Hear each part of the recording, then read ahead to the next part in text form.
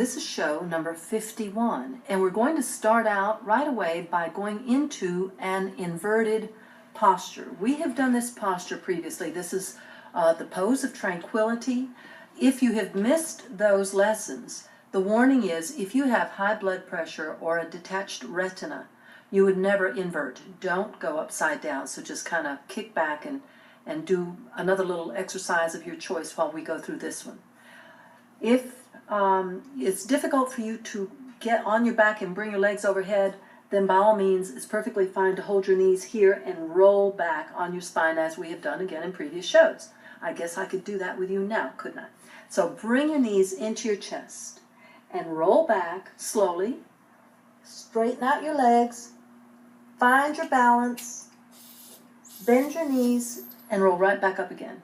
That's how you do it. So you can just roll up. Otherwise, in order to work the abdominals to a greater degree, extend your legs straight out, coming onto your back. Tighten your stomach and go into a pelvic tilt, placing your palms flat on the floor beside your thighs. If your back is weak, you need to bend your knees into the chest and then roll up. If your back is all right, let's get more work in the abdominals by keeping your legs straight. So tighten your stomach, pelvic tilt, eyes open. Bring your legs up. Curl, coming up onto your shoulders. Keep your legs horizontal to the floor. Check your temples, your ears, your neck, and your chest. If you are picking up undue pressure, you must not continue. Back down and just go and prop your legs up against the wall. That'll give you really a very good benefit. If you are all right, establish your balance. Tighten your stomach. Get very still and glide your right arm toward the ceiling slowly.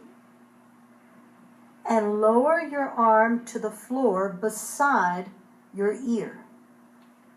Then glide your hand up and touch your shin bone. Don't grab your leg. Don't rest the leg on your hand. You barely touch. Bring your left arm up. Lower it alongside of your ear and bring your hand up to your shin bones. Now find your balance. Try very hard to be as still as a statue. A posture like this requires concentration, so that, I suppose, is why they call it the pose of tranquility. You can't have a whole lot of agitating thoughts when you're trying to maintain your balance. Now, bring your right arm onto the floor beside your ear and carefully glide it straight up to the ceiling once again. Watch out for the shoulder blade movement. Try to be as still as possible. Ease your arm down. Left arm down beside the left ear. Glide your arm up toward the ceiling. Ease your arm down to the floor. Tighten your stomach and begin to roll down. Again, if your back is weak, bend your knees into your chest.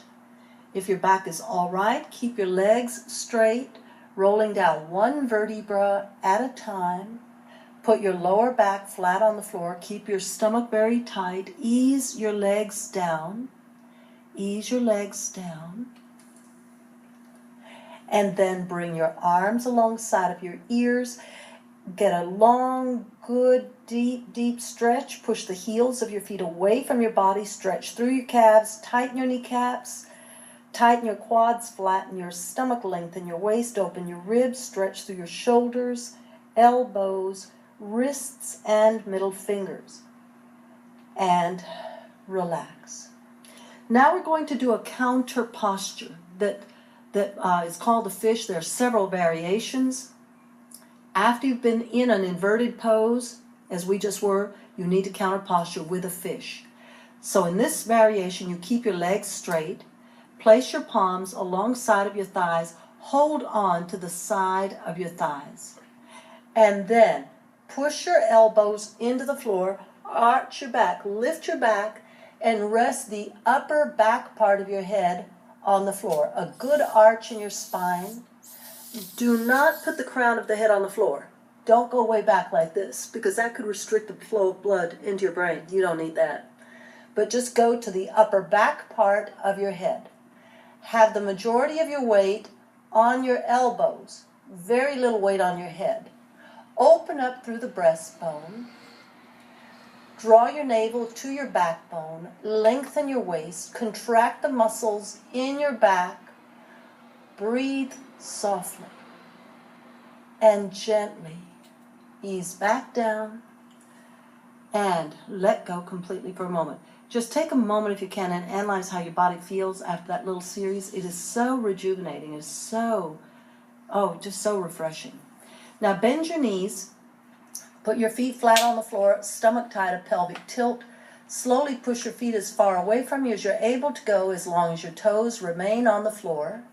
Lift up your head and shoulders, arms up, interlock your thumbs, and sit up. Sit up. Put the soles of your feet together and gently stretch forward. Lead with your chin and stretch through the lumbar back. Lengthen out. I'm sure that if you've been following this show, I am sure you have found that your back has improved greatly, as has your flexibility. Now, sit cross-legged. We're going to interlace the fingers at the back of the neck. We've done a variation of this previously where I indicated that you just very lightly interlace your fingers. It's not a hard one, because when you interlace firmly, you'll be pulling at your neck, and you don't want to pull at the neck, so you barely want your fingers to touch, and that will be a reminder to you that you just barely touch the back of your neck. Get the equal amount of weight on both of your sitting bones. Lengthen up your spine. Pull your elbows back. Pull your elbows back. Open up through the chest. And then twist sideways to the right. Sideways, and come down to put your elbow on your knee. Not much of a challenge, but this is getting us ready for something later. So you need to do this. Open up through the chest. Get your elbow up to the ceiling. Feel that in the left side of your waist, and slowly come up, elbows back, and go over to your side. Elbow to the ceiling. Open your chest, look up toward the ceiling. Don't pull at your neck. Lift up, and right elbow to the right knee. Looking up. Pull the left elbow to the ceiling. Breathe softly. Be deep now. Be deep in your stretching. Don't pull at your neck. Elbows back. Going over to the left knee. Get the right elbow up, way up. Turn upwards. Don't pull at your neck. Lift up and down. Elbow up, up, up, and up. One more time, either side. Over to the left knee. Pull those elbows back. Face upward. Stretch through your armpit. Lift up. And right elbow to the right knee. Elbow back. Elbow back. Open up. And come back up. And arms down. Rub a little bit through your shoulders if they seem tight. And we're going to do a posture which is called the forward-facing dog pose. This is going to be a very nice and deep stretch through your hamstrings.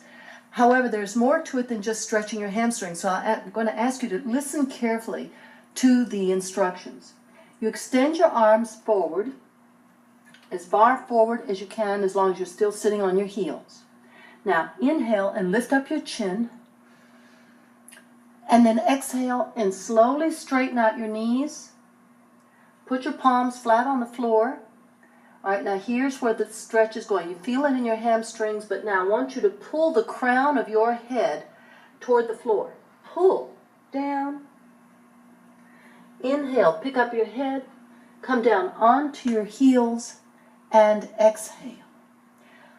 When we do this again, I want you to be feeling it through the torso. We know about the hamstrings. We're going to be stretching through your torso, all right? So palms flat. Inhale, chin up. Exhale, straighten out. Push the heels of your feet into the floor. All right, now pull your forehead toward the floor. Pull your head down. Feel the stretch through the torso. Inhale, pick up your head, bend your knees, sit on your heels, and exhale.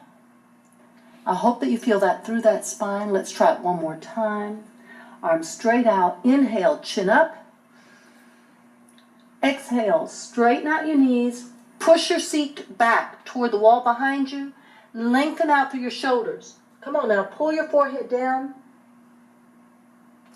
Inhale, bend your knees, sit on your heels, chin up, and exhale. Ease out of your position. And remember, when we do those postures, we're not only concerned with the hamstrings, you really need to focus so much into the upper body, stretching out that torso. We're coming back onto your side now for yet another variation to leg lifts. Place your hand in front of you. Have your legs lined up with your spine. Don't have them out to the front, but have them lined up to your spine. Bring your upper leg straight up to the side, and point your toe. Breathe softly and lower. Come back up, way up. Your hand is not pulling on your leg like we've done previously.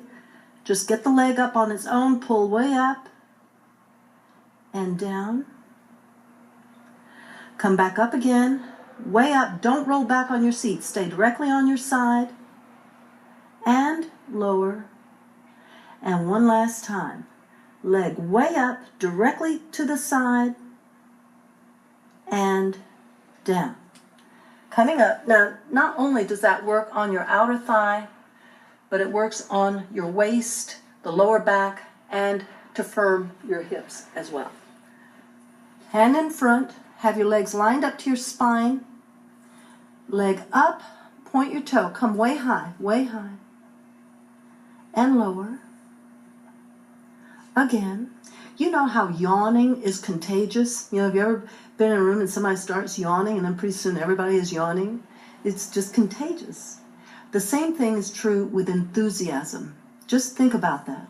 If you'll show some enthusiasm around the people that you love, the people you work with, just be enthusiastic about what's going on, it really is contagious, and it lifts the mood, and it lifts the emotion, and it makes you far more productive. So please keep that in mind. Bring your leg way up. Be enthusiastic with your family. And till next time, bye. To purchase a copy of Priscilla's Upper Body Chair Exercises, Program 012-005, please call 1-800-553-7752 or write to the address on your screen.